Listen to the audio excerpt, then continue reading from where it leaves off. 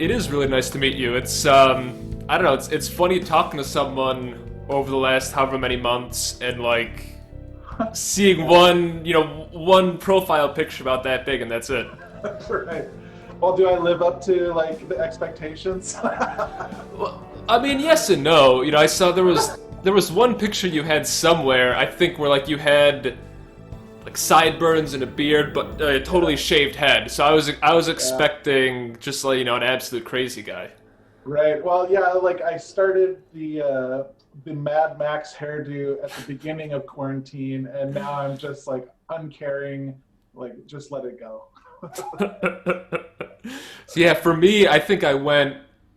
I got my hair cut February 2nd. It was like the afternoon of the Super Bowl, and then I don't think I got it cut till like mid-July.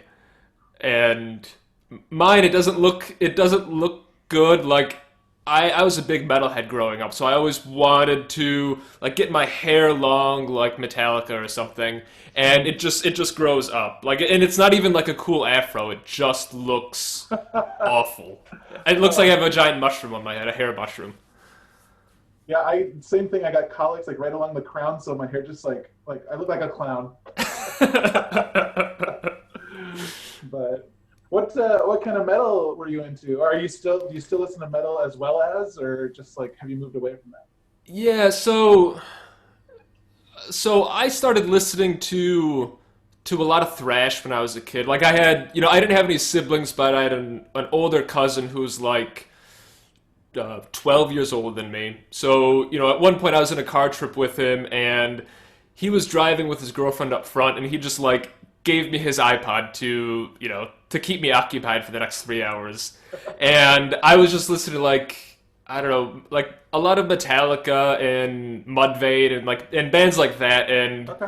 um, I because I didn't want to seem like a poser, I didn't get too into new metal at the time. I just went straight into thrash, and then like I started getting into black metal right around the same time, like listening to Dark Throne and bands like that. Okay. And now, gosh, that was like 15 years ago. So now I listen to some metal, but Okay. not as much.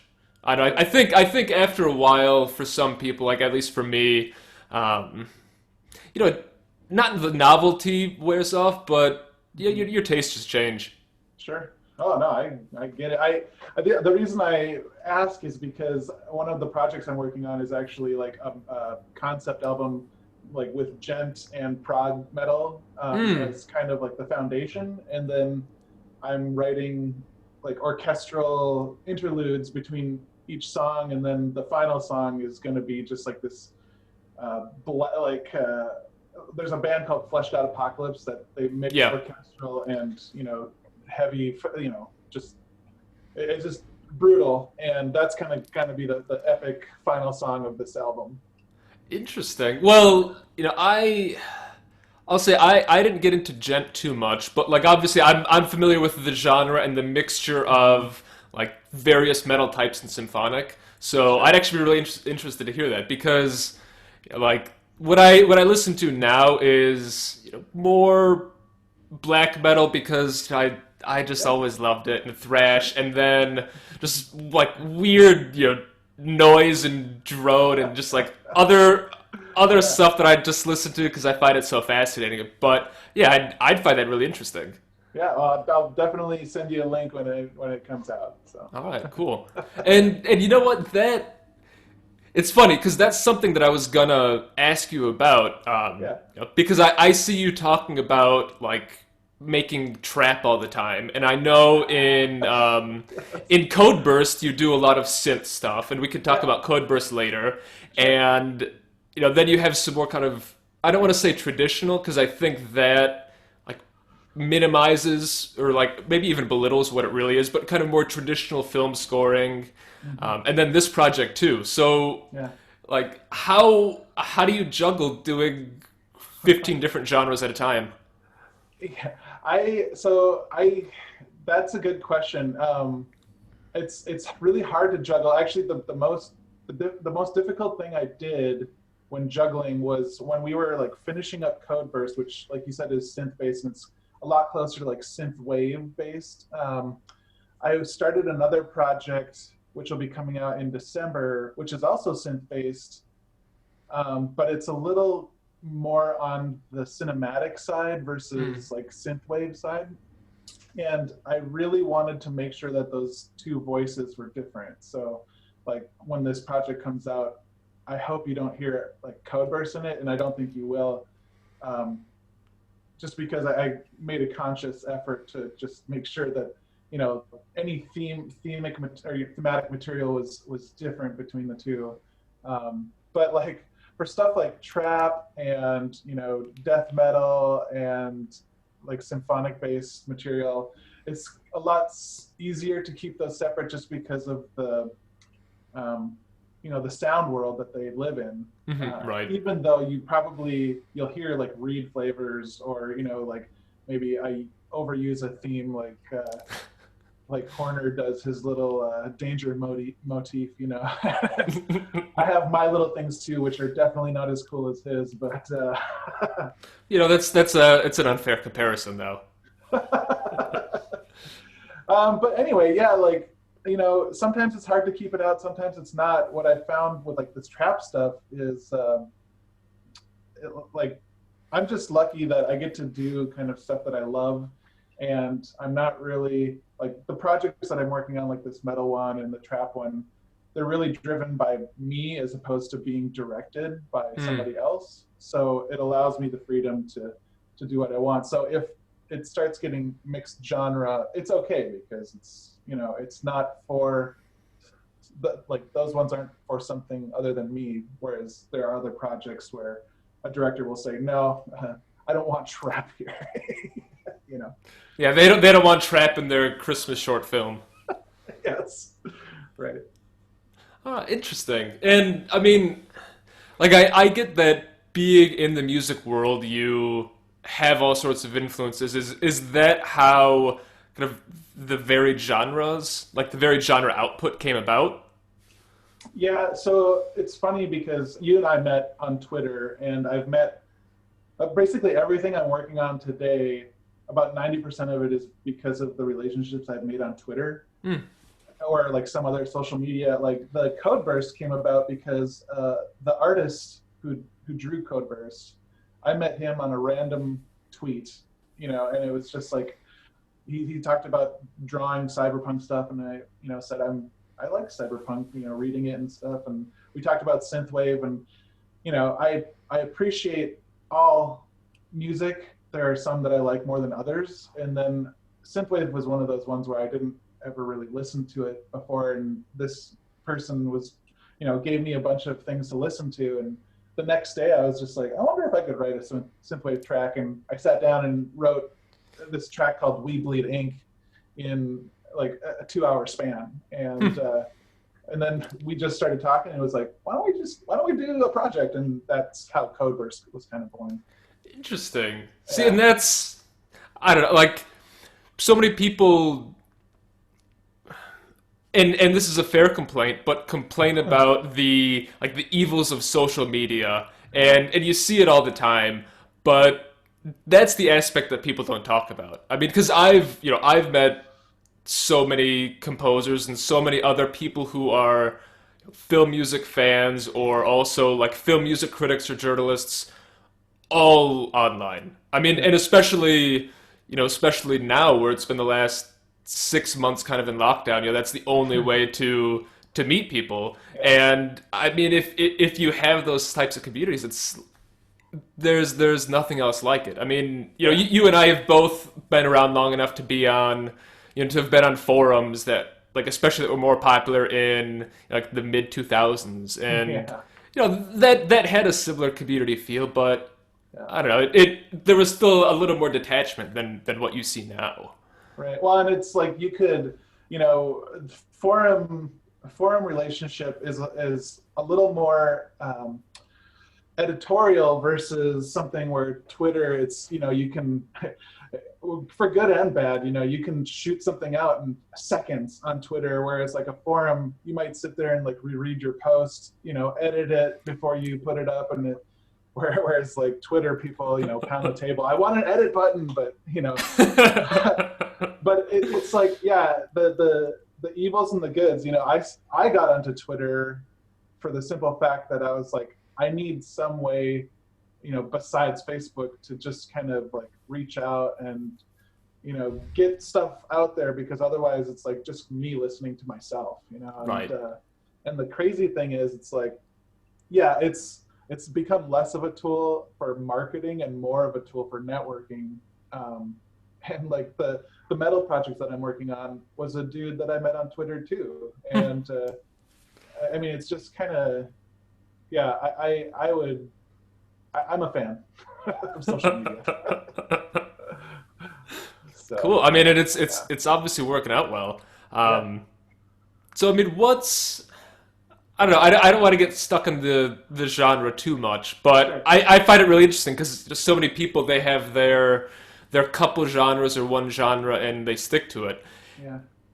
If you were forced to, I mean, what would be, out of all of these, the one genre you'd stay with?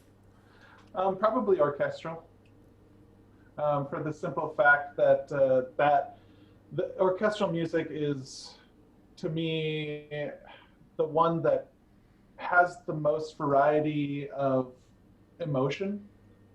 Like I can feel emotion with any type of music, but you know, just I guess my proclivities go to having a full orchestra and all of these different instrument types, where you can go from, you know, really brutal and harsh and metallic all the way down to like a very organic, you know, earthy tones, or you know, really sprightly, you know. It just Yeah. kind of runs the gamut of all of these different feelings, I guess you could say.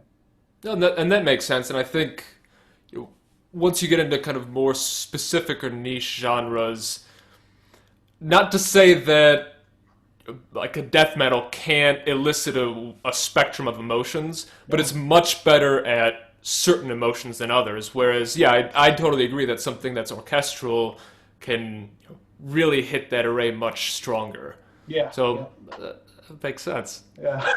And you know, if we're being liberal in our interpretation of the orchestra, I mean, they've included almost any instrument type. So that's kind of like my cop out to be able to embrace everything.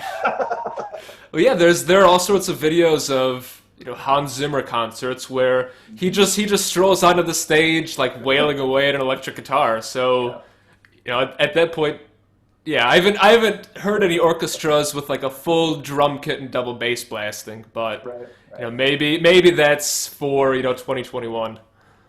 Well, we got to get the kids in there, man.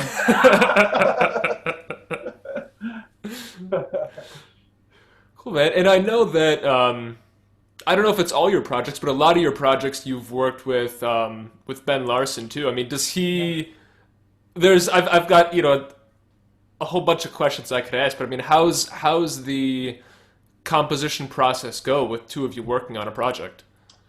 You know, it goes. I mean, I like it. I like working with Ben, who I met at college, and he was in the theater arts program, but he's also a musician. So he was, you know, he could have double majored, but he didn't want to do like the 4 years of an instrument, so he didn't. But yeah, we met in theory class and just like kind of hit it off, and you know, started our career together by writing a one-act zombie opera, and from there, it's like when we collaborate on projects, it's really nice because we both have different instincts of how we would approach things, and you know, it's not often that we write a piece at the piano together.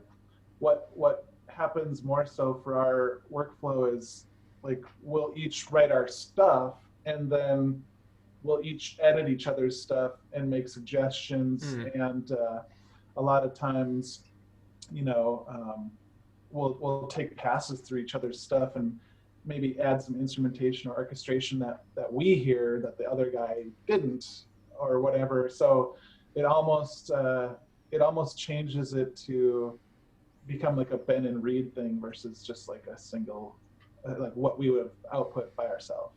Interesting. Yeah. And you know, I know that I think you guys did at least Codeburst during COVID. I mean, how has that affected the like co-composition process? Um, it's we do a lot more remotely now, because before we might have like 2 sessions a week where we do go over to each other's studio, and we'll go through stuff together and make notes together. But now it's been for Codeburst, it was like listen through it and then make notes and just kind of send that back, back and forth. I think the first time I ever heard of a group doing something like that was the Postal Service band. I don't know if you ever listened to them. They had a really popular single, which I can't think of the name of right now, but they did that. They like sent their stems to each other through the mail, and that's why they called themselves the Postal Service. And, Interesting. yeah, I can't remember the song, but I think if you heard it, you would know exactly what it was. Yeah. But anyway, yeah. So, and technology is just so easy to do that now with all the file sharing, websites, and the difficulty comes where I might have plugins that he doesn't, and then he might, vice versa. So it sometimes it just starts out like very rudimentary piano or something, and then orchestrate from there with our different plugins, libraries. Interesting. Yeah. So I mean, yeah, and at least for me, having heard the soundtrack, I don't notice any quality issues stemming from the remote composition. So it's it's clearly working out. Yeah. Well, everything everything ends up in one machine and like goes through a mix master with one machine. So that that kind of keeps it homogeneous. Right. Yeah. Right. And so we've been talking about Codeburst a lot, kind of tangentially, and that was actually, I think, our first contact was you sort of pitching me the project, that it's this part comic graphic novel, part like concept soundtrack cyberpunk story. And I don't know, I thought it was really interesting, and it actually took me a little while to really figure out what the project was, and reading about it and reading about other people, and their experiences with it. And I thought it was really interesting, and it was something that I hadn't really heard before. What was the genesis for that idea? So the bottom line was based on the value of music, which is almost nil. As a composer, I do projects where when I do them and I get a paycheck, that's like, that's a job. But just I see all these musicians, and I myself am one, because it's not every project I release is for a job. So it's like, how do I get people to listen? How do I get them to give me money? To turn releases into a job, to be essentially a band. And the problem with streaming services, which as a consumer I love, as a producer I loathe, is that you make no money unless you're like streaming 1 million songs a month. You can't live on that, and so Ben and I talked about that. Is like, well, we love telling stories. How do we tell a story that includes, how do we create an album of music that we sell? How do we add value to that to make somebody want to buy it? And people still pay for books, and, people still pay for art. And so finding a team where we could put that all together and, have the music be an added value, because you can still stream it. But, set it up so that, if I buy this book, they have a method for me to listen to these particular tracks while I'm reading and heighten the experience. So that's kind of, Codeburst was our proof of concept of that. And we've got like 2 or 3 more projects similar to that we are currently working on in that format. So it's going to be something that we're going to try to develop further. And, if it works, it works. And if it doesn't, then I have a couple of books, books that I made on my nightstand where it's like, oh, cool, I made this, So. I mean, and that makes a lot of sense. And I know, I can't remember the name of the genre. I think it's a Japanese genre that's kind of a hybrid book game. Like Oh, Doki Doki Literature Club was like a kind of popular, more graphic version of that. But I mean, okay. that's kind of it, where you're playing through a novel basically. Hmm. But my experience with those is the music's obviously composed to whatever the feeling's supposed to be, but Yeah. it's very much you know secondary or third or fourth or fifth. So I Yeah. think having it where the music is roughly as important as the story itself. I mean, I think that's really cool. And when you get into most other projects, you look at a lot of films, and they're not they haven't done everything, and then they go, oh, you know what, we need a music in there. Let's just throw whatever in. It's vital too. So why wouldn't it be vital for anything else? Right. That Right. makes sense. Yeah.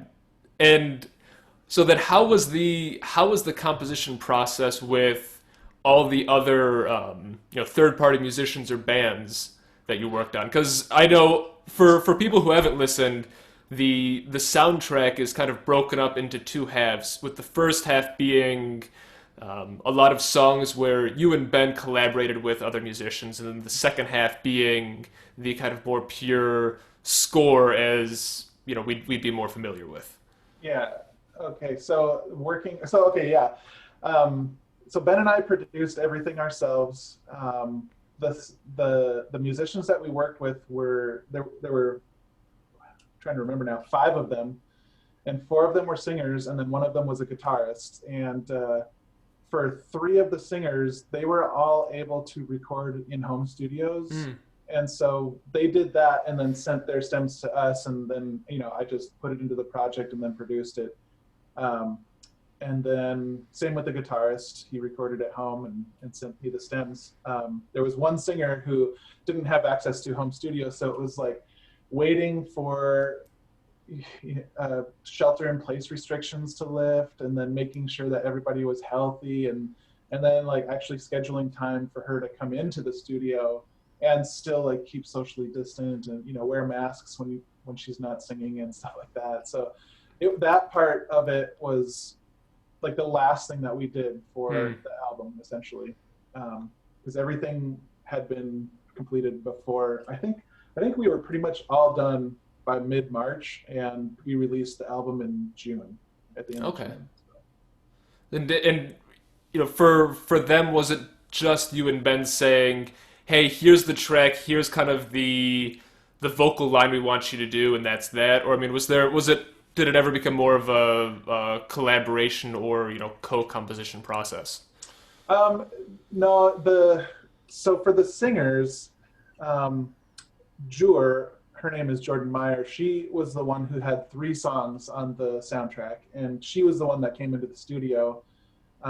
We were able to work a little bit more with her as far as what we wanted on the day of, and then the other few singers, um, two of them basically, well, so one of the other singers, Savannah, we always give scratch tracks of the vocal line, and she just did a really good job with that in Mm. her style. Jake, or Ron House on the album, he had two songs, and he did a good job of like singing the scratch track, but then he also added backing vocals and stuff like that, just on without being asked. So that was kind of his creativity coming through. And then Soubrette, or Nellie June Anderson, she sang Medusa. She was the one that we gave most liberties to. We gave her the scratch track and everything, but um, she came back with a track where she tried a few different styles and asked us what we liked better, and we told her what we thought, and then she went away and just kind of put everything together, and her voice really comes through in that song as No, far as her style, mixed with ours. very And cool. then, And so yeah. how'd you find all those singers? So Nellie, we worked with before. She actually sang one of the mezzo parts on our studio version of the zombie opera. Mm. And then Savannah, we worked with before on our Christmas album from last year, yeah, last year. Oh, well. Feels like a lot longer ago now.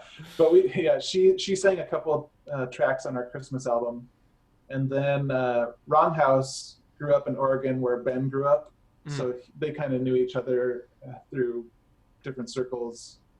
But then the guitarist Moon and Snow, who his name is Jeremy, I met him on Twitter, and that's the dude that I'm working with on the metal album. Oh, Yeah. interesting. Nice. Yeah. So, Yeah. yeah. Oh, very cool. And so that him being the guitarist, that makes a little more sense Yeah. going into metal too. Yeah. Right.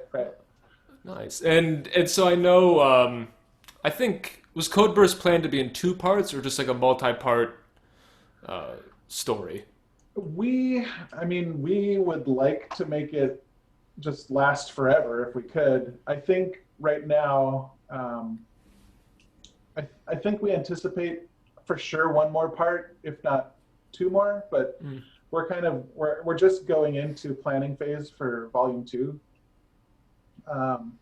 So yeah, it's going to have at least 1 more part. All right, good. Yeah. And did you and Ben, you did the actual like story crafting, writing, everything like that for the actual comic, graphic novel, whatever we want to classify it as. Yeah. Ben and I wrote it, and it's similar to our style of creating music together too. Like I sat down last year and wrote 30,000 words, and Ben looked at it and he's like, "This is crap. Start over." And so like I took little pieces of that and just kind of assembled a much smaller version so that people wouldn't get this like, paperback and try to accompany that with music. So essentially, I wrote out an entire outline for an entire story, and what we did is we took a section of that, and that's what Codeburst Volume 1 is. But Ben's a lot more. He's a lot better at creative writing than I am. His writing style is I prefer over my own. He's a lot more detail oriented and better at capturing character development.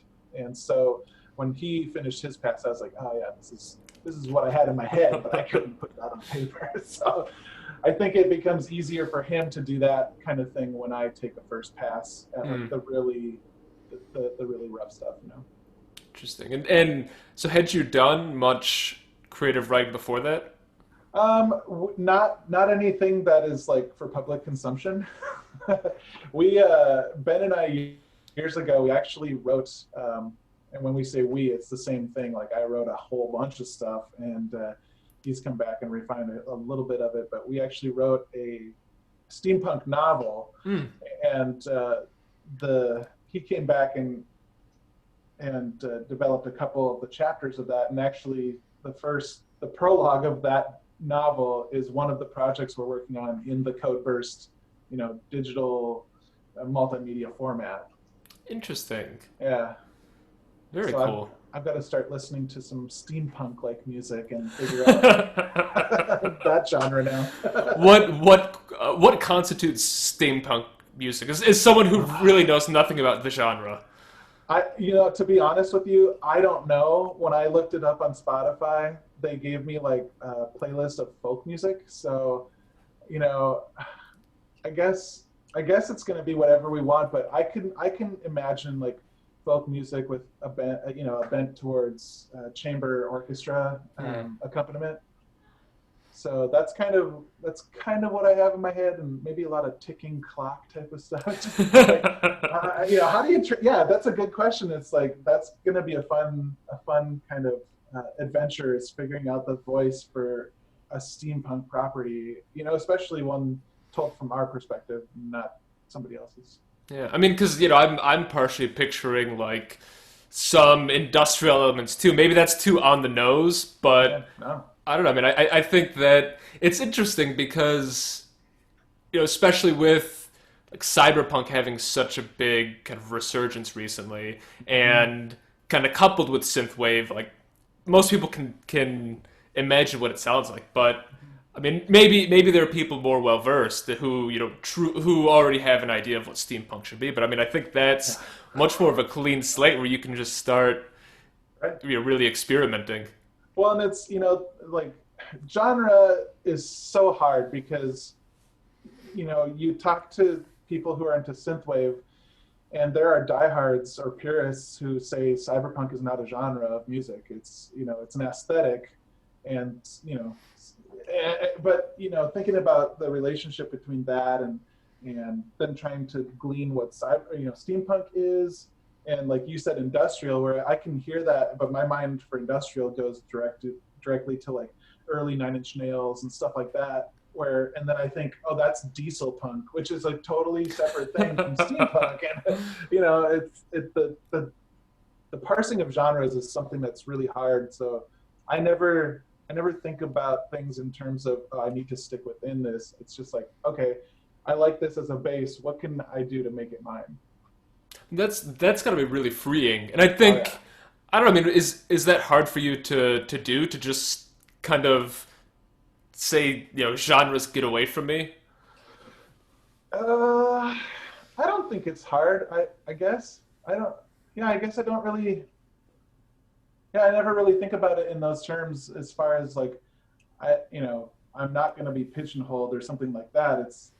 But I know, like when I was writing stuff for Codeburst, I knew that I couldn't write stuff as cool as like, Carpenter Brute or Perturbator, some of these really big names in that genre. And it was like, well, I don't want to write something that's exactly like that anyway. So what can I do to just really make it mine? And so I combined elements of like cinematic type sounds, into a synth wavy type like bass, that's on the eighth note, pulse, and like the first track on the soundtrack called By the Sword. I woke up one morning and I was just like, I couldn't get this progression out of my head, and I was like, what is that? What is that? And then like a couple hours later, I figured out, oh yeah, it's Zimmer from Batman Begins. It's like that, da, da, it's at that third rise, and I was like, oh yeah, that has to go in there. So. See, but I don't know. I love that part of the creative process where, you wake up and you have an idea. For me, it's always right when I'm going to bed. I have, an idea for something. Because in addition to this, I do, like fiction writing also. Oh, And so, nice. like, that's what always happens. And it's always annoying because I just want to go to bed. Yeah. Yeah, I get that. And so do you do the thing where you keep a notebook and you like write your ideas down before you go to sleep, or what do? You just let them go? Well, what I did for a long time is I would convince myself that I'd remember in the morning. And after years of forgetting every single thought I'd ever had, yeah, I'll either have a notebook or I have like hundreds of entries in my notes app on my phone. I'll just lean over, open it up, and type whatever it is that's in there. Yeah. Because then I don't have to turn a light on or anything. Right. But even still, a lot of the time, it's just like when you're lying in bed and you know you have to go to the bathroom, but you don't want to, but you know you won't go to sleep until you do. Yep. Like, it's that same thing where I know it'll be, me leaning over and taking 45 seconds to do this, and my mind will be cleared and I can go to bed. But Yep. I'll dwell on it and then wake up and be like, man, I remember the vagueness of an idea, but I don't remember anything else. Oh man, that's the worst feeling. And then it's like, well, maybe it wasn't strong enough to remember anyway. But that, yeah, I guess I'm kind of the same way. If there's like a melody, if it really captures my attention, I'll quick like open an app on my phone and record it. But otherwise, like I try to hum it to myself and remember. And 9 times out of 10, it just like Yeah. goes away. So. I'm sure there's some just like ether out there full of forgotten ideas, and it's brilliant and no one's ever gonna hear it. I'm going to rob that from you. I'm going to write that down because that's such a cool concept. Like, you could write a whole story about that, like the ether, that's so cool. All right, well, you know what? If you do, I better get some credit for it because we've got it on video now. Well, why don't you just write it and then I'll make the soundtrack for it? There we go. All right. See, like you talking about Twitter getting projects, bam. Score. Awesome. So I mean, what's because a lot of the people that I talk to, they do various projects, but like tend to have a focus on, you know, on film music, on solo releases, on, you know, this or that. What is, I mean, would you say that you have a focus, or is it just kind of whatever you're interested in, like that's what you're doing today? Okay, I mean, yeah, that's a tough question to answer. Well, it's an easy question to answer because the simple answer is I just focus on what I want to. The more complicated portion of that question is I still want to do film music, so I, you know, do my best to network and market myself to those people. And I do have a couple projects like, you know, for film scoring, one of which I'm going to be starting at the end of this month. It's a little Asian fantasy horror flick being shot in Minnesota.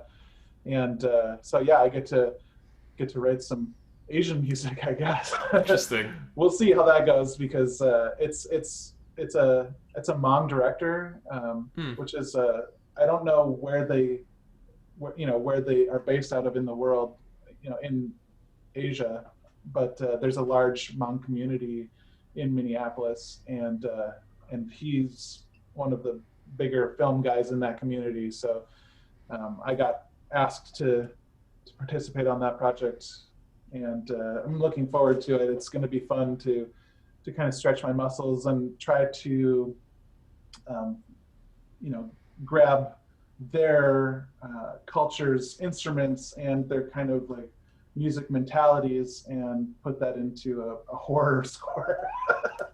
Yeah, I mean that's, you know, it's one thing just to do a score for a genre, but then to add in those additional, not necessarily requirements, but elements. And I mean, I think if you're not kind of embracing that, it's maybe lazier is like too harsh, but you know, those are the things that, you know, you kind of should be doing. I feel like so ignorant, having my only knowledge of that ethnic group being from the film Gran Torino, because they feature heavily in it. Yep. But yeah, that's really interesting. I mean, you know, I don't know how far you've gotten into kind of the planning phase of it, but have you found any resources or films or music that is going to kind of act as an inspiration or groundwork for you know, the Hmong music? You know, so that the research side of it is something that, you know, again, for good or bad, everybody has their techniques and stuff. And my technique is I don't like to be influenced necessarily. I always have like an irrational fear that I'm just going to lift something almost verbatim, you know, unconsciously from other stuff that I've heard or listened to. And, you know, when I steal something musically, I prefer to be it on purpose and for a reason. And so as far as this particular score goes, the only influences that I'm kind of opening my sphere to is what the director is offering up for what he wants to hear. And, you know, so far what he's told me is he wants kind of a traditional horror score, but, you know, there's a dramatic element, and by dramatic I mean like a love romance element in the film too. And, you know, he wants that to be underscored with piano and like an Asian wind instrument. And so that's kind of where I'm going to take my lead. I'm not going to try to emulate necessarily a style that exists, but I will try to make sure I adhere to like tunings and scales and stuff like that within their traditional model. Interesting. I mean, and that makes a lot of sense. You know, you mentioned not wanting to lift things, but you know, we were talking about James Horner earlier, so you know, everyone does it. Right. But I mean, with that, like, and kind of with so much public discourse related to like cultural appropriation, things like that, is that something that's kind of on your mind going into this? Yeah, and I have never voiced this to the director or like the producers or anything, but in my mind, what I'm telling myself is they wouldn't have asked me to do this, if they had wanted a Hmong composer or something like that. I'm right now. I'm just going by the assumption that they have heard and like hired me based on my library before. Right. I So mean that makes sense, and that's got to be a little, comforting for you. a little bit, yes, because I do not want to take something on and just say, I can do this because I can do whatever I want. Like that's not it at all. I've recently released a couple Asian trap pieces Mm, that are, very Asian influenced and very like hip hop trap influenced, and that is not my style. Like I appreciate that music and stuff like that, but those were for a project where I'm working with the artist, and I was like, "What do you like? What do you want me to create for you?" And he's like, "Well, I like this and I like this," and his art shows me this, and I'm just like, "Well, that this makes sense. Like, can I do this? I don't know. We'll see." So, so See, like, I think that's cool. Like you're taking on things that aren't necessarily like safely in the Reed wheelhouse. It's right. things that you think you can do, but it's still kind of a new experience. Yeah, and I'm not trying to like co-opt anything. Like, I guess more than anything, it's just like hopefully it shows my appreciation of those styles and genres. Yeah, I mean, and it's such a tricky balance because at the same time, I am always of the opinion it's really kind of respectful of a culture to learn about their music, for instance, and their scales and melodies and Yeah, try to incorporate that. I mean, that's I don't know. That's what art is. Art's sharing and learning from one another. yeah, yeah. And I mean, I don't know, like, I'm a privileged white person. I've got it made in the shade over here, and what can I do to help others, and that like hopefully I don't know where this is going. I don't know how I got here, but I guess that's to say, like, I love this. If I were stuck to only white European music, that would be a sad day. And having access and the ability to listen to all these different cultures, music and art, and that's really, to me, I think why there's so much to love in the world, because it's not just one thing that sounds the same or looks the same across the board. You know what I mean? Yeah, absolutely. And that's we were talking about social media earlier. That's like one of the other great things about it is the ease with which you can share things like that. Yeah. You know, because you take Yeah. like even 20 years ago, like it was so hard to find things that were immediately outside of kind of what you're used to. Right. And so now, like, yeah, Yeah. you can find that, you can share it. Like Yeah. I don't know. It's as someone who creates it, as someone like who consumes things. It's Yeah. really nice.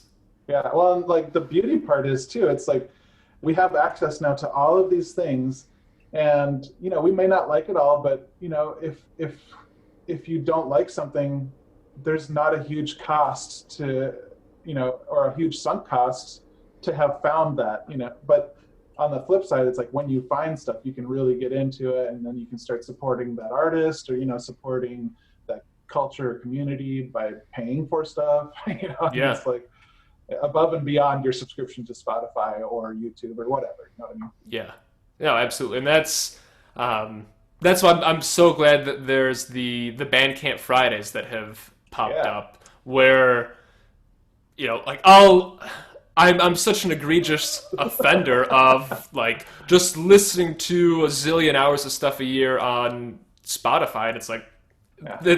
I am not paying in what I should be, but part of me doesn't want to be paying to like some massive company that then streams it, that then sprinkles it down to all these publishers and middlemen, and then two drops get to the artist. So it's really nice having more and more options to actually just pay people directly for what they're making.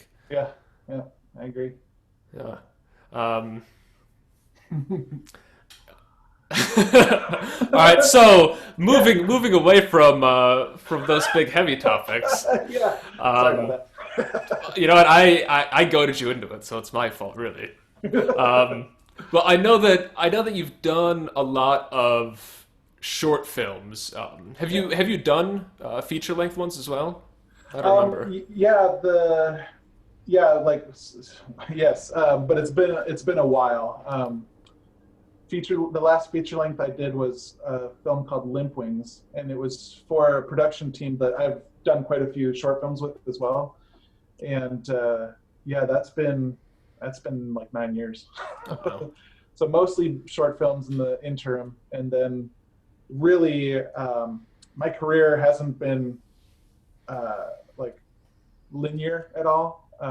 I stopped creating back in 2011, like after that feature film, because I had to get a day job and do the things that people do, and like even as a hobby, music wasn't a priority at that time. And then due to circumstances, I was really able to just kind of really get into it for the last year and a half, as far as getting back into getting consistent output, starting to build up the Rolodex again, build that network out again.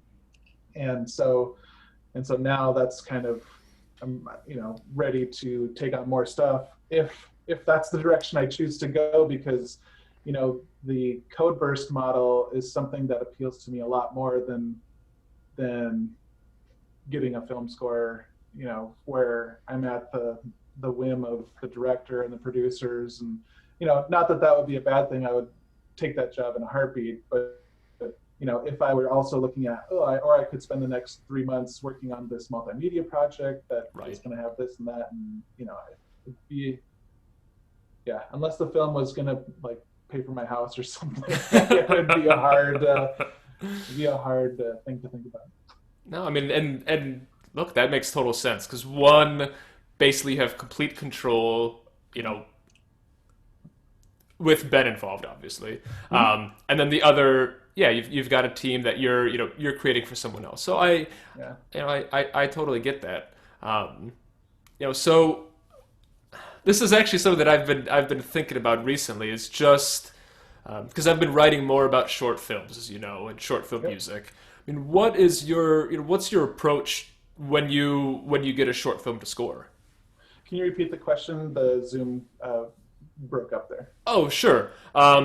So what's your approach to scoring a short film? Oh, I mean, it's the same. I start out with conversing with the director about what they are looking for, and just kind of go from there. Typically the spotting sessions are what happens, and where it's easy to kind of get a roadmap to what you want to do. Sometimes they'll throw out stuff like, "Ooh, I'd like to hear a particular instrument," or generally it's more like, "I want to feel this in this spot." So then it's like, okay, then I need some instruments here, or maybe this is just a piano or a little twinkle thing here, or this is like full on brass, this is the bad guy, or whatever, right. For that kind of stuff. But it's very collaborative. It's like a one-side collaboration, because the director gets what they want, and we provide that for them, but there's a lot of creative freedom within those confines. Right. Yeah, I mean, you still get to be, you to an extent. Yeah. They're not telling me what melody to write. They're just like saying, make me feel love here or something. As someone who hasn't done anything musically in quite a while, that is like that seems like such just like a difficult abstract direction, just like, happiness, love, sorrow. I mean, obviously those are the things that music evokes, but at the same time, it seems like that's a tough direction. Yeah, well, it can be. I like I'm pretty fortunate that I haven't had a lot of writer's block um, in my career. Like maybe it's because of the different projects that I work on, where I can kind of move from one to the other and just kind of always stay inspired that way. But yeah, like it seems to generally be okay for me, and you know, um, I guess that helps a little bit when you're not just sitting there and wondering what that would sound like. Mm, I don't know. interesting. And do Yeah. do you find the short film format like constraining at all? Only constraining in like on the development side. Like if I was to look at somebody like a John Williams, I mean, in Star Wars and the development, and like thinking of that as a roadmap, that would be something that would be so cool to have the opportunity to do, because especially when you think of the timeline that he did. He started with films 4, 5, and 6, and then he went back to 1, 2, and 3, and it's really cool to hear like Anakin's theme in episode 1, and then like knowing that that's going to develop into like the Imperial March, like just like the ability that he, or the opportunity he got to develop, especially that, like, and that's extraordinary, Right. that opportunity. But like even a feature length film where you might start with a simple theme and it gets to develop over an hour and a half or 2 hours or whatever, that's probably the only thing missing from a short film is that development, because otherwise it's really just mood music. Interesting. And yeah, that's I was writing about a short film recently where rather than having kind of the development of motifs, they're developing one track by adding layers in as the track goes to kind of match what's going on. And I thought that was an interesting take in lieu of the ability to use motifs. And then I was thinking with so many films, short films that are 6 minutes or so, Yeah. you can't do that. So yeah, Yeah. that's really interesting, because I was just wondering what the alternative is or how you get around that. Yeah, well, and a lot of it is based on how long the film is. This short film that I'm going to be starting pretty soon, I think it's actually going to be a little bit longer, like maybe Hmm. a 20-minute runtime. And the romance like develops over time into what happens at the end of the film. So I actually think I'll get to do a little bit of development in this one, and actually, because it's a horror film, I get to develop, uh, you know, to a mangled theme versus like a full orchestral, Interesting. yeah, statement of that. See, I mean, that's like a doubly cool experience then. Right? Yeah. Yeah. Yeah.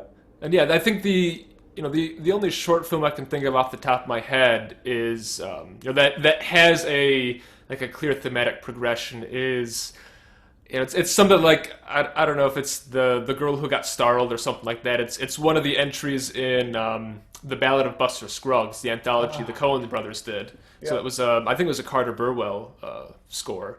That I Nice. mean, obviously he's a great composer, and Yeah. it's not often that you hear those like huge name A-list guys going into the short film format. So I mean that was a really cool one to listen to.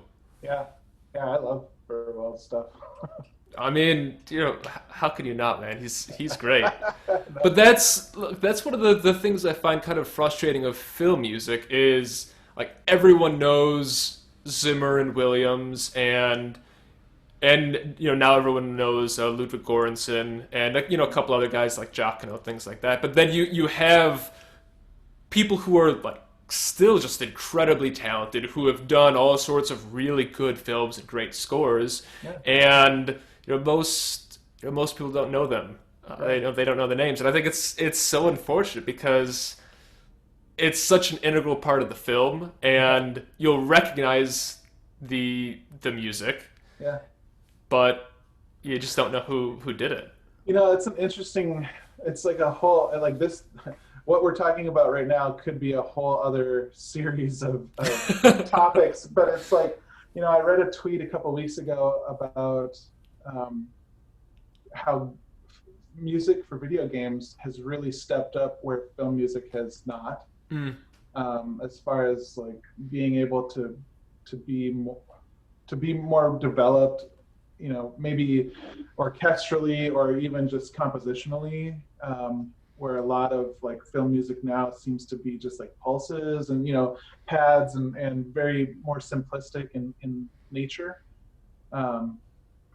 And, you know, thinking about that too, where, you know, your statement about, you know, there's the names that people know, and then there's so many other people too that are just doing really good work. And, you know, I guess as a composer, I would be in favor of having more people who could write good music as opposed to just a few like big names, you know what I mean? Yeah. And I guess, you know, if I were one of those names, I don't know if I'd care so much that people didn't really, like I wasn't a household name, because I was still getting to do like the thing that I love, supposedly. Right.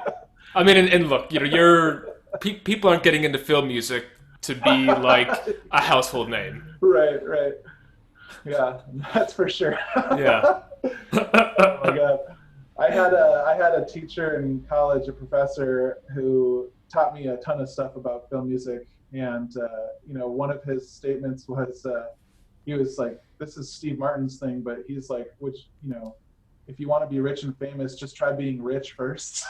And it's funny because he just, you know, this professor would just talk about the grind, like making music for commercials, and, you know, there's no glamour, but it's like he was still well off. And, you know, Yeah. it's like, I'm this, you know, I think my ego would say that it needs love and I need to be a household name, but in reality is like doing what I'm doing now, you know, not really being anybody of note.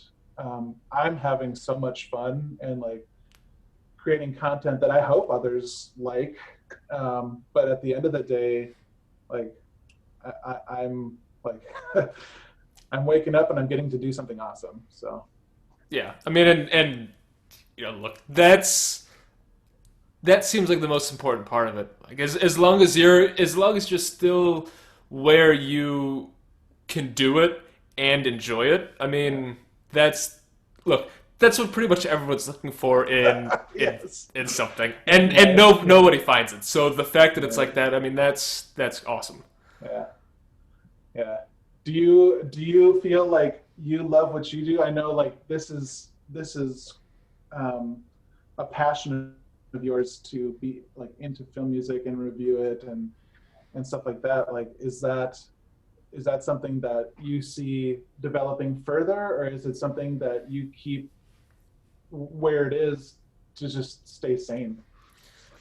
Honestly, I have the easy answer is I have no idea. Yeah. So to step back, I mean, the way this started was, you know, I was just like randomly listening to like film scores popping up on Spotify and YouTube, and I'd find myself listening to the same ones. So I made an Excel spreadsheet where I just kept track of what I was listening to, and then I was like, well, it's not enough to just like put the name in. You know, I'm going to give it like a very rudimentary rating system, and then I started writing, you know, little notes about it, and I was like, if I'm doing all this, I'll just, you know, go a step further and actually write a little more. I mean, and that's, you know, I started doing this back in like September of 2018, and then it was like mid 2019 that I started a website, and you know, I got onto Twitter this January, and then now I've, you know, moved into these interviews and YouTube, and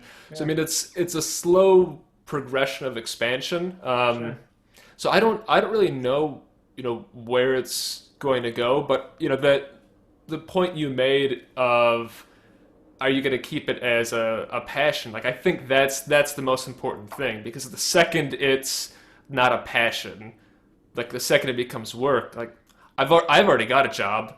And I actually you know, get paid from that job. Right, so right. I don't want to get to a point where I'm spending 15 hours a week on this, where I'm just like I'm dreading everything that I'm doing. So, you know, at the moment it's probably gonna kind of plateau for a while, Yeah. and just kind of stop reaching out everywhere because I've been expanding a lot, and honestly probably too much at once. Because there's so many things that I'm doing that I'm learning on the go, Yeah. and like right now it's still enough where I'm enjoying it, especially the learning aspect I like. Yeah. But yeah, I think much more right now would be too much for me, but it's not too much yet. So Sure. yeah, so I'm really liking it, and honestly, one of the things that's a big plus is being able to talk about things that I like and to connect with people and like have like right now have composers talk about their work and what they're doing and kind of get themselves out there. Like that's I don't know. That's why like this new expansion doesn't seem so much like work, Yeah. because it's I don't know. It's fun and it feels like I'm doing something that isn't as selfish as everything else that I do. That's funny. So so your film music appreciation, what do you have a ranking system, or do you if I asked you what your top five were, could you give them to me, or is it more a general like you prefer this composer, or like how do you think about that? Yeah, it's a balance. I mean, it's it's the same thing with films. Like I could tell you maybe like my two favorite films at this point, Hmm. but anything beyond the top two, I'd be like, oh, I don't know. I could tell you 100 films that I really like, Yeah. but I don't know how I'd rank them. And it's the Right. same thing with film music. Like I could tell you that right now my two favorite scores are probably like Koya Nisqatsi by Philip Glass Okay. or Blade Runner by Vangelis, and Right. especially if you get the super bootleg edition, the Esper edition, because it has just so much stuff crammed in there. Yeah. But like those are my top two. But then Yeah. there's a zillion scores that I really like, and I try to listen to everything that comes out on a weekly basis, and those I have a really rough ranking system for, but Okay. it's like it's a 1 to 3 system. Like Hmm. there's one is basically I don't like it, three is I really like it, and one is yeah, it's good, it's not great, there's good or bad, Yeah. but beyond that there isn't like any internal ranking. Okay. And yeah, there are composers that I like more than others. Sure. I've realized that my tastes tend to be quite a bit different than a lot of the other kind of like more well-known people who write about film music. And part of that I think is you know my background both in what I listened to growing up and then like the music that I used to make. I was in metal bands, like I used to make drone, so things that are like harsh and noisy or just a little strange and more experimental, like I'm just gonna be more drawn to that. Whereas someone who's been listening to you know orchestral film music for 30 years, you know, it won't be as interested in it. Yeah. So I have two questions. Um, the first relates back to the two favorite film scores. Have they been your favorites for a long time, or just like do your top spots kind of fluctuate? So I think so.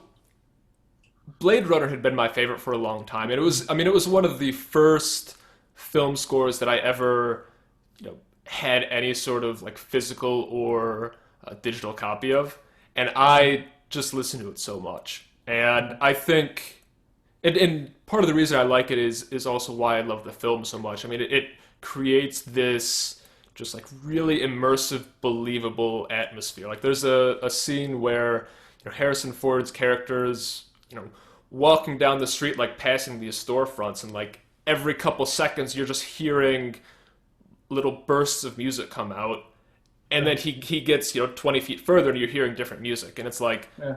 oh, like that's what real life is like when you're walking in a city. Like music's just blasting from Yeah. every store, noise is blasting from it, and part of that obviously is the sound design, but like that sort of immersion is was just like so mind-blowing to me, and something that I haven't really heard on that scale since. Okay.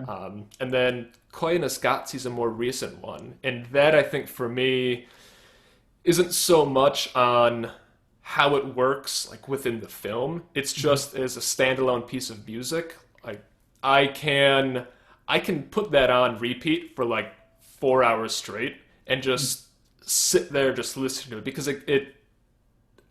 it's just so spellbinding to me. Yeah. Like, 2 hours will pass and I'll just have no idea. And it's almost like the music isn't even there. It just kind of becomes a part of like everything else around you. I had to giggle at the Twitter post you had like a month ago where you were talking about you thought you were listening to like a really cool drum piece, and it turned out to be like your water heater or something like that. Yep. That's the most embarrassing story that I'll actually tell people. So what did you think about Zimmer and Wallfish's 2049 soundtrack?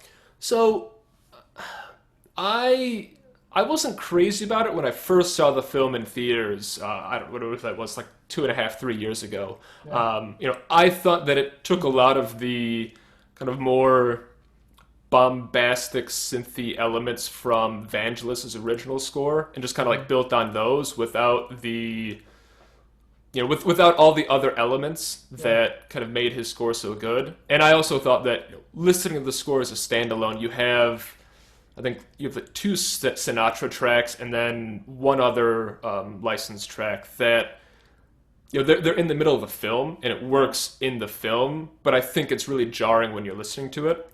Yeah. But I actually did a best scores of 2017 post like 2 or 3 months ago. So I re-listened to that, and honestly, I think if you just took out those 3 tracks and just like pretend that they're not in there, it's such a better score than I initially thought, because I hadn't listened to it in like 2 years, and so I really enjoyed it. I think it's probably in my like top 20 of that year, which. I don't know, like a top 20 doesn't sound great, but it's like, I listened to like 700 scores last year. So if you're in top 20, like that's awesome. Pretty good. Yeah. So I mean, look, I liked it. Honestly, I think like Wallfish has been a little inconsistent in his work, but his 2017 was like just outstanding. He had that, he had I say that, and he has 2 other scores that are really good, and like they're not coming to mind, but like he has like 3 great scores that year. Yeah. Okay. Cool. Do you primarily stick to just like feature-length short film formats, or do you venture out to video games or like web series, or do you go outside of the film genre? I've stuck to film. I think part of it is keeping a balance of like time consumption. I work about like 9-10 hours a day, so like that time working is when I'm listening to stuff, and that is like a good balance of listening to new film music, old stuff, and then just like totally unrelated music that I just want to listen to. And there are so many good TV show, video game, like there's a lot of good podcast scores, but I wish I did, and I don't. Exactly, that's exactly it. So I mean, really, I'll cheat, and every so often on Twitter I'll be like, oh, I just listened to the score for the Dark Crystal series. Like, what other good TV series scores am I missing out on? And then I'll get like 50 recommendations, and it's like cool. Like, so if I don't have to wade through anything. Like, if I want to listen to the best stuff that's been released, like I've crowdsourced it, and then it's the same with writing about it. I've been writing about film music for 2 years, so like not to say that I'm an expert at it, but like as you do it, you learn more and more about it as a standalone genre, and then as how it works in the format too, like in the context of a film. And I think because I don't really watch many series, and I don't play many video games anymore. Again, it's all a time thing. Yeah. It's Yeah. if I wrote about them, it wouldn't be in context, and I think that's kind of giving a short end of the stick to it, because that's like at the end of the day, that's why they were created. Like if they could be great to listen to on their own, Hmm. but if you don't know how they work in the context of a map on a video game or a particular scene in a film, Yeah. you're missing out on the broader picture. So Yeah. I'll listen to them here and there, but I'm at this point I'm never going to write about them because I don't really experience the media. Sure. No, I get that. Time constraint is crazy. I know. My wife keeps talking about writing a novel, and I'm Yeah. like, I'm hoping she does, and I'm hoping it's super successful, because then I can just like quit work and do all this other Yeah. stuff instead. Yes. Yeah, I hear you. Oh man. Crazy. Well, anything else like that you have questions about or I mean, um honestly, yeah, I could probably ask you questions for another hour or so. yeah. I think we've already gone a little over an hour now. So I think this is a good point to wrap up. I might my plan is to have this as a first season of a podcast of just composer interviews, and Sure. then if it goes all right, do another season in 6 months or something. Yeah. So if everything works out like I'm hoping it will, you can come back and I'll ask you all the other questions I have, and maybe at Yeah. that point we'll talk about Codeburst Volume 2 and all these other projects. Yeah. There should be a couple more out by then. Oh, cool. I hope so. I'm looking forward to hearing them. Awesome, man. All right. Well, Reed, first off, it was great actually meeting you in person. Well, close enough in person. Right. And thanks for coming on here, man. I really appreciate it. Yeah, thanks for having me, and I'm glad that we met on Twitter. Yeah, so am I.